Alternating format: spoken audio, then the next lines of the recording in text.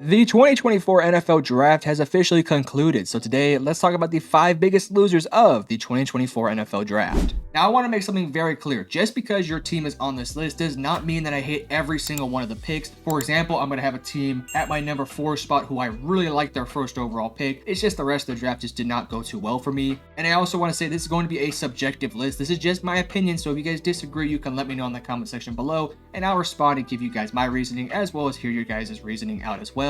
And of course, if I'm missing a team on this list, let me know in the comment section below. With that being said, let's get into today's list. But at number 5, we have the New England Patriots, and going back to what I said, I really do like the Drake Maye pick. It's just that every single pick afterwards, I'm either not a huge fan of, or I think it's a bit of a reach. Let's get this out of the way. Drake Maye is my number 2 quarterback in this year's draft, so getting him at number 3 was really sharp value. He's somebody who I think won't play a whole lot in his rookie year, but that's just because the supporting cast around him on that offense is pretty bad. But I do think we're going to get a couple of appearances with him later in the season, and of course in his sophomore year, he should be the full-time starting quarterback. So for me, the number 1 overall pick for them is a big-time A+, but everywhere afterwards, in my opinion, just kind of falls apart. I will say I do really like the Javon Baker pick at pick 110. He's somebody who I could see easily being a really solid receiver 3 or receiver 2 on this team moving forward. Somebody who has good speed, good route running, and can make a ton of plays down the field, especially with a guy like Drake Maye who loves to bomb the football. And I also do like the Jaheim Bell pick in round 7 and the Marcellus Dial pick at pick 180.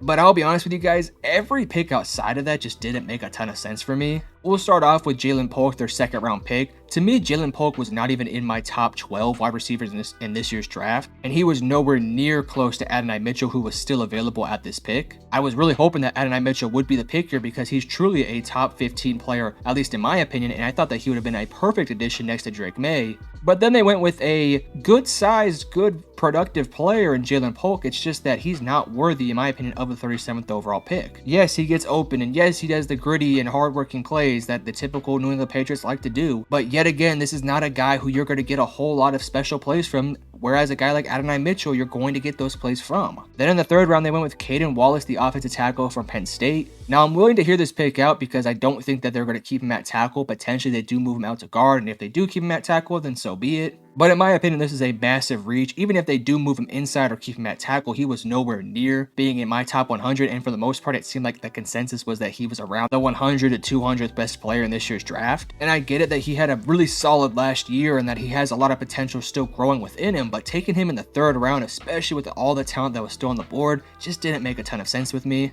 Layden Robinson was their 4th round pick. I'm not the biggest hater of this pick, but I also just find this to be, again, kind of just an average pick. I don't really feel like he's going to be a big time impact player. And then another pick that I really did not like and honestly didn't really quite understand was the Joe Milton pick at pick number 193. Now, I don't want to sound like a big time hater, and I don't think that Joe Milton is particularly a bad prospect per se, but you just took your franchise quarterback in Drake Maye, and you're just going to continue to hold back Joe Milton as the long-term backup. I feel like there was better players that were on the board that you could have taken, and yes, I know we're talking about 6th round picks, but there was somebody you could have taken in the back end of the 6th round, maybe somebody who fell in the back end of the draft, to help your roster next year. I mean, Joe Milton is likely never going to see the field as long as Jacoby Brissett and Drake Maye are on this team. With that being said, I'm not the biggest fan of this draft, but again, I think there's a couple good picks here and there. At my number 4, I'm going to talk about the Cleveland Browns. Now, one thing we do have to understand about this Browns team is that they did not have their 1st round picks, so it feels like they should be on everybody's biggest losers because they did not have a 1st round pick in what is a very good draft. But I thought the rest of their draft was just kind of meh at best. The 2 best things about the Cleveland Browns are their offensive line and their defensive line. So what do they do with their 2nd and 3rd round picks? Defensive interior and offensive guard. Now I'll say this, both Michael Hall and Zach Zinter are 2 of my favorite prospects, not necessarily at the value they went with, but I do think they're good players. Michael Hall to me was somebody who I was thinking to be a late 3rd, early 4th round pick, and I think at that value he would have been a very good pick and we probably wouldn't be having this conversation. But the fact they went with him in the 2nd round with all the flaws he has, especially as a run protector,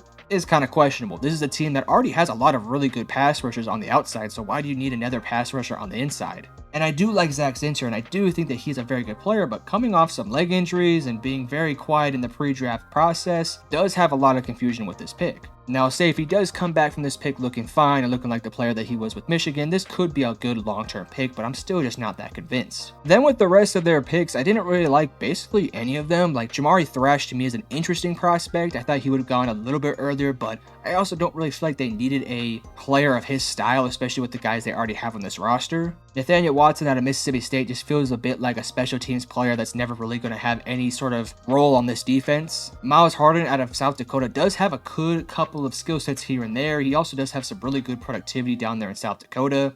He's somebody who can come down with a lot of interceptions, force a lot of incompletions, and be a very good coverage player. But again, similar to Nathaniel Watson, I just don't know if he's ever going to have a big-time role in this defense.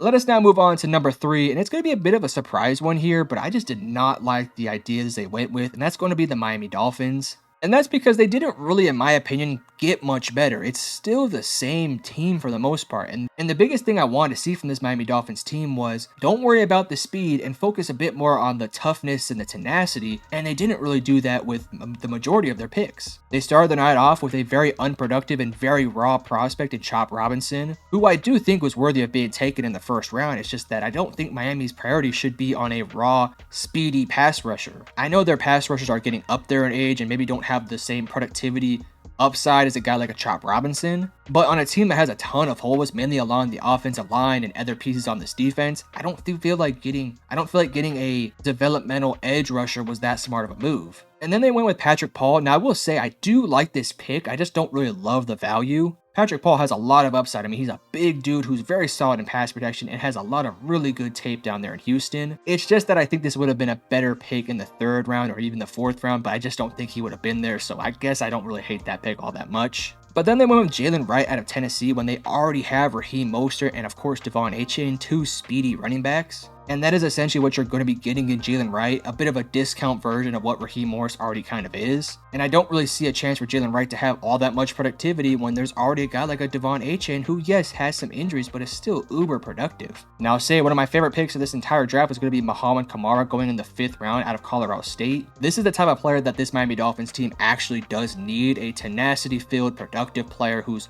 going to do a lot of the gritty stuff that you need out of this position. Yes, he does provide speed, but he's also really productive and really the style of player that this team needs, a very aggressive edge rusher. This is actually a very good pick. But then again, to end the draft, they go with Malik Washington and Taj Washington, 2 guys who are really known for their speed and athleticism. So in my opinion, the Miami Dolphins really didn't get much better because they just got better at what they're already good at. They didn't fix their flaws. This is a team that's going to continue to be what they are, a very fast unit, but they're never going to be able to take a punch in the mouth and punch you back. They didn't get much better along the offensive line. They didn't fix some of their secondary problems. And hell, they took 2 of their 7 picks on wide receivers when that's already one of the strengths of this team. You already have Tyreek Hill and Jalen Waddle. Why are we drafting that position? And why'd we draft a running back with their 3rd pick when you already have 2 really good running backs? And why'd you take 2 edge rushers, even though I like those edge rushers, but why'd you take them when you have bigger needs on the offensive line or hell, on the interior of your offensive line? Now with that being said, Muhammad Kamara could potentially play on the inside a little bit, so keep an eye out on that. At number 2, I have the Jacksonville Jaguars. Now again, I fucking love the Brian Thomas pick, but every pick outside of that, I just have a hard time getting behind. Let me make this very clear. Brian Thomas to me is a very, very, very good prospect, and I think it makes a ton of sense for the Jacksonville Jaguars to target that position, especially I feel like there's a lot of big time reaches. At pick number 48, they took Mason Smith, the defensive interior out of LSU. And I'll be honest with you, I didn't even have Mason Smith anywhere near my top 100, let alone in my top 50. I like his upside, and I do think he has a lot of good pass rush capabilities. Hell, he has some really good stats if you actually look at them. But he has a lot of other kinks and a lot of things he has to improve on big time. Terrible footwork, terrible play recognition, and those are probably the biggest things that you're going to need out of an interior defensive lineman. Not to mention, the Jacksonville Jaguars already have a pretty solid defensive line overall. The big issue on this defense is going to be in their secondary. So why'd you bother taking a defensive interior in the 2nd round when there's already a ton of really good prospects such as an Ennis Rakestraw Jr. who would have fit so perfectly with your defense? But then in the 3rd round, they went with Jarrian Jones, the Florida State slot corner, And I don't really hate this pick all that much. Again, he's going to be primarily probably playing in your nickel slot corner, maybe on the outside if you need him to. And he's a reliable tackler and will do a lot of really good things and plays pretty solid coverage, so I don't really hate this pick all that much. It's just that it doesn't really inspire me, and I don't really feel like he's going to be that big of a difference maker. Then they went with Javon Foster, the Missouri offensive tackle, Jordan Jefferson, the interior defensive lineman, again from LSU, DeAndre Prince, cornerback out of Ole Miss, Keelan Robinson out of Texas, Cam Little, the kicker, good pick by the way, and Miles Cole, the Texas Tech edge rusher, also a solid pick. That stretch, in my opinion, between Mason Smith all the way to Keelan Robinson is just a lot of questionable picks. I don't really feel like they got significantly better, especially in a big-time draft where they needed to have a big-time year, especially from a lot of younger players. I love the Brian Thomas pick. I like the Cam Little pick. I like the Miles Cole pick. Those picks in between, those big-time crucial picks between the second round to your fifth round, in my opinion, were a lot of big-time misses. Again, I don't think that each player is particularly going to be horrible, but I just feel like there was better value on the board than what they ended up going with. For example, Jordan Jefferson has a lot of upside to be a decent interior run protector, but again, I just don't really feel like there's a lot of big reasons to take him when you already have a solid defensive line. And they went with two cornerbacks who, in my opinion, aren't going to be big-time difference makers, especially DeAndre Prince. I think he has a lot of work to do. And instead of going with an outside corner in the second round, again, like an Ennis Rakestraw Jr. transition and stay on that outside, but we'll have to wait to see about that one. But at number one, I think we all know what I'm going to talk about here, the Atlanta Falcons. Now, I want to make something clear. Their second, third, and fourth round pick, I actually like the prospects. It's just that I don't quite have the answer as to what they're going to do with those pieces. My big complaint is going to happen to be with the number 1 and 8th overall pick in the NFL draft. What are we doing with the Michael Penix Jr. pick, dude? I know that everybody's talking about it, but honestly, rightfully so. This pick has no upside to it. Like,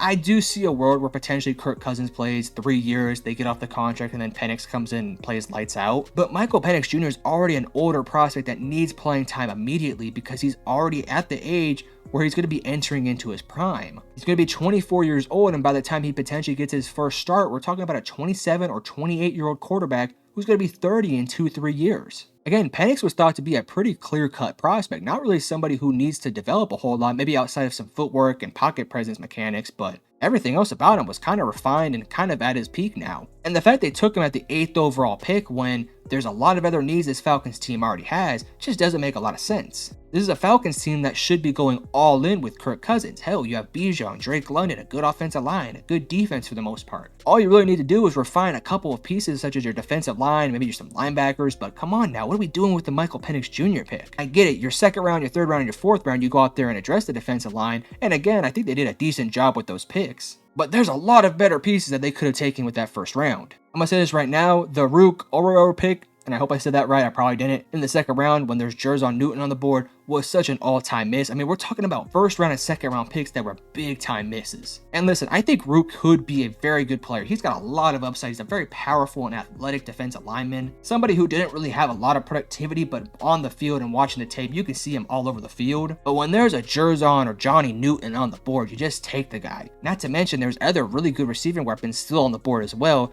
which you could have taken to add alongside what you already have in Drake London. But no, you went with more of the project player in Rook Oro, who, in my opinion, is not worthy of being a top second round pick. He's somebody who I had in the late second, early third, even in the fourth round in some of my mock drafts. Then in the third round, they went with a very productive player in Berlin Trice, somebody who was early on projected to go in the late to early second round, and then after some testing and as time went on, he fell into that third and fourth round range. I think this is pretty good value for Berlin Trice. I actually do like his upside for this Atlanta Falcons defense. And then Brandon Dorlus was somebody who I have a lot of really good tape of, but at the same time, I see a lot of the flaws with him. He's somebody who I do think is going to be a good pass rusher on this defensive line, and I do actually like the tandem of Rook and Brandon. That's actually a pretty fun tandem. Then their 5th and 6th round picks just didn't really inspire me all that much. They took J.D. Bertrand out of Notre Dame, the linebacker, Jace McClellan, the running back from Bama, Casey Washington, the Illinois receiver, and Zion Logue, the defensive interior from Georgia. In my opinion, those are all pretty big time misses. I don't think any of those guys are going to have a lot of good tape to show for. And also, why are you taking a running back in the 6th round when you already have Bijan and Tyler Algier? That pick makes no sense at all. Maybe special teams could be his play. Again, in my opinion, none of those picks really were all that great. The linebacker from Notre Dame was not even the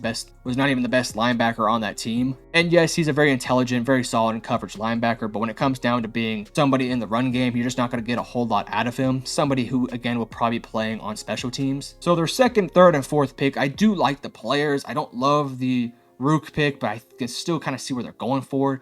The Michael Penix Jr. pick, in my opinion, just completely sours what should have been a pretty decent draft for the Atlanta Falcons. Again, we're talking about a Falcons team that has potential to be NFC champions this year, and you go out there and you take a backup quarterback who maybe will never see the field for this team. I mean, that's a legitimate issue this team could run into. So with that all being said, you guys tell me, did I get it wrong? Did I get it right? What teams would you guys add to this list, and what teams would you take off the list? And if you enjoyed, hit the like and subscribe button.